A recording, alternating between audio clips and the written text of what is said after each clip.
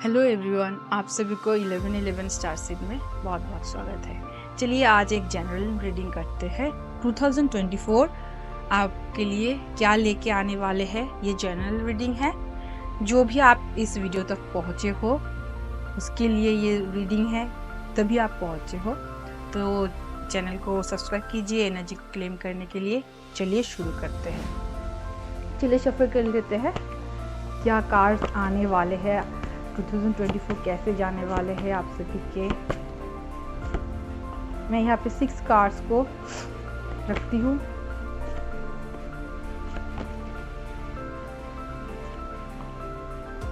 पहली जो कार्ड आई है वो है 2 of pentacles. 2 of pentacles generally दर्शाते हैं कि ये जो साल है आपको बैलेंस करके चलनी है। आपने शायद अपनी एनर्जी को बहुत सारी जगह पे लगा के रखी है, तो आपको करियर वाइज आपको एक कॉन्क्रीट डिसीजन लेनी है। बहुत सारी जगह से आपको एनर्जी को उठा के जो आपकी गोल है उस पर फोकस करनी है, तभी आपको सक्सेस मिलेगी। दिस ईयर आपके लिए बहुत सारे मनी रिलेटेड इश्यूज सॉल्व हो जाएंगे। आपको मनी जो आप चाहते थे मनी वो अमाउंट मनी आपको मिलने वाली है, लेकिन आपको थोड़े से जो गोल है उसके ऊपर फोकस करनी है। और लव रिलेटेड रिलेशनशिप में देखा जा रहा है कि आप अपने पार्टनर, अगर आपके ये उन लोगों के लिए है कि अगर आप पार्टनर है तो उनके साथ मिलके आप कुछ बड़ा कर सकते हो इन्वेस्ट करके। हेल्थ में देखा जाए 2 ऑफ पेंटिकल्स दिस ईयर आपके हेल्थ रिलेटेड इश्यूज को दिखा सकते हैं। ऑलरेडी ये देखिए इन्फिनिटी सैटर्न का भी साल है 2024, तो आप बहुत सारे कुछ मैनिफेस्ट भी करेंगे। हेल्थ में आप अगर ध्यान नहीं देंगे तो आपकी हेल्थ खराब हो सकती है, क्योंकि ये सैटर्न का भी है। खराब नहीं है, लेकिन सैटर्न क्या है ना, कर्म का कारक है। 2 + 2 + 4 जो भी है सैटर्न 8 नंबर आते हैं। यहाँ पे भी 8 दिखाई दे रही है इन्फिनिटी। तो आप बहुत सारा कुछ मैनिफेस्ट कर सकते हो दिस ईयर। अगर आप पॉजिटिव रहोगे तो पॉजिटिव चीज़ें होंगी, नेगेटिव हो जाओगे तो नेगेटिव होगी। हेल्थ में भी ऐसा ही दिखाई दे रही है। आपको थोड़े से एक्सरसाइज करनी है और डाइट के ऊपर ध्यान देना है। स्पिरिचुअली आप ग्रो कर सकते हो दिस ईयर, लेकिन आपको एक शेड्यूल बनानी है कि ये पर्टिकुलर टाइम हम स्पिरिचुअल प्रैक्टिस के लिए रखेंगे। तो ये जो कार्ड है अच्छी कार्ड आई है। देन सेकेंड कार्ड है जस्टिस का। सेकेंड कार्ड जस्टिस का आई है। तो इस साल ना आपको सोच समझ के कहीं पे भी इन्वेस्ट करनी है।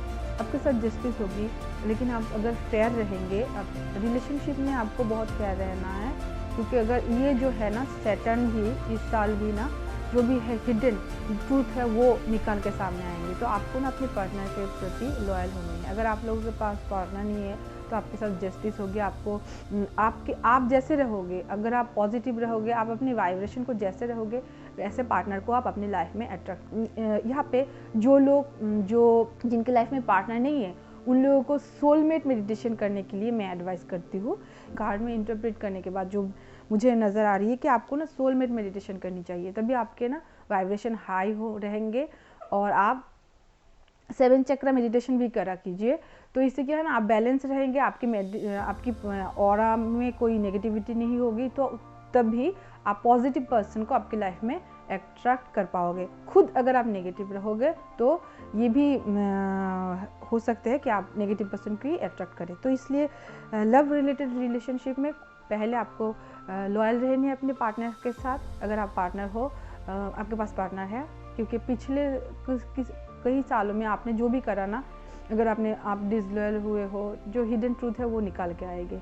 अगर आपके लाइफ में पार्टनर नहीं है, ब्रेकअप हो चुकी है, तो आप खुद के वाइब्रेशन को हाई कीजिए, सोलमेट मेडिटेशन कीजिए। मनी रिलेटेड इश्यूज में आपके जो भी पार्टनरशिप अगर बिजनेस में हो तो आँख बंद करके ना आपको भरोसा नहीं करनी है, क्योंकि यहाँ पे कहा जा रहा है आप कहीं पे भी अगर आप कुछ इन्वेस्ट करते हो तो छानबीन करके फिर कीजिए। सबसे बेहतर है अगर आप खुद के बिजनेस ओपन करोगे तो बहुत हार्ड वर्क करोगे, तो ये साल ना आपको बहुत सारे रिवॉर्ड भी देने वाले हैं। तो मनी जहाँ पे भी स्पेंड करनी है सोच समझ के कीजिए। और जूतों के ऊपर जैसे कि अगर आप ज़्यादा खर्च मत कीजिए, जितना ज़रूरी है उतना ही आप जो जूते चप्पल है, क्योंकि शनि पैरों से रिलेटेड होते हैं, तो बहुत सारे लोग जो लोग सारे सादे से गुजर रहे हैं उन लोगों के लाइफ में पैर रिलेटेड कुछ प्रॉब्लम आएंगे हेल्थ में। और इसके लिए एक रेमेडी भी है। आप कहीं भी गुरुद्वारे हो गए वहाँ पे जाके अगर जूते डोनेट करेंगे सिर्फ एक दिन के लिए, मतलब हम हर सैटरडे नहीं, कोई एक सैटरडे को 8 पेयर चप्पल या जूता डोनेट करेंगे तो आपको जो हेल्थ रिलेटेड इश्यूज है उससे बहुत मतलब, और जो मनी रिलेटेड प्रॉब्लम है, कोई आपका धन जो चोरी होने की संभावना है उससे आपको वो मिलेगी, राहत मिलेगी। आपके साथ जस्टिस होंगे। अगर आपने पिछले 2 सालों में, प्रीवियस ईयर में जो भी किया है लेकिन उसको रिवॉर्ड नहीं मिली तो इस साल आपको ज़रूर मिलेंगे, जस्टिस होगी। लेकिन आपने बहुत काम चोर किए, अच्छे काम नहीं किए तो ये वो उसका रिजल्ट भी इस साल आपको देखने को मिलेंगे। ओवरऑल आपको पॉजिटिव रहनी है, सोच समझ के इन्वेस्ट करनी है, हेल्थ के प्रति ख्याल रखना है। पहले कार्ड में भी यही मैसेज आई थी और जो मैंने रेमेडीज बताई उसको भी आप अप्लाई करोगे तो बहुत अच्छी रिजल्ट मिलेगी। और स्पिरिचुअली आप ग्रो कर सकते हो दिस ईयर। वैसे भी सैटर्न आपको स्पिरिचुअली ग्रो होने में टाइम लगाते हैं लेकिन करवा देते हैं। अगला जो कार्ड है वो है 9 ऑफ कप्स। ये बहुत ही पॉजिटिव कार्ड है। अगर आप जो लोग आप देख रहे हो प्लीज़ जल्दी से जल्दी एनर्जी को क्लेम कीजिए, ओम नमः शिवाय या फिर लव यू यूनिवर्स लिखिए कि बहुत ही ये मैनिफेस्टेशन का भी कार्ड है। ये जो माइनर अरकाना कार्ड है, अगर इस साल आप कोई भी गोल सेट करते हो, उसके ऊपर वर्क करते हो तो जल्दी से जल्दी मैनिफेस्ट होंगी। तो आपने देखा सैटर्न तो मैनिफेस्टेशन का भी साल है। अगर आप पॉजिटिव रहोगे, कोई मैनिफेस्टेशन करना चाहते हो, ये बहुत ही पॉजिटिव साल है। लेकिन आपको बहुत ही फेयर रहना चाहिए। जैसे कि सैटर्न हमेशा ही कर्म का कारक है तो आपके कर्म ही ना आपके भाग्य बदल देंगे। तो इस साल ना आप मैनिफेस्टेशन बहुत आसानी से कर सकते हो, लेकिन हर एक स्टेप में आपको पॉजिटिव रहनी है, आपको फेयर होने हैं। जनरल करियर रिलेटेड जो भी इश्यूज थे पिछले सालों में, आपने जो भी अप्स एंड डाउन देखे हैं, ये साल ना बहुत ही पॉजिटिव रिजल्ट देंगे। जो आपने जो रिग्रेट करा, जो भी फेलियर देखे, ये साल वो सब चेंज होके आपके लिए बहुत सारे फ्रूटफुल रिजल्ट लेके आएंगे। लेकिन आपके माइंड सेट को ना पॉजिटिव रखनी है। 2024 सैटर्न का साल है, नेगेटिव है, ये सब आप सोचेंगे तो आपके साथ नेगेटिव होगी। तो आपको पॉजिटिव रखनी है। आप कुछ भी मैनिफेस्ट कर सकते हो, कुछ भी मतलब कुछ भी।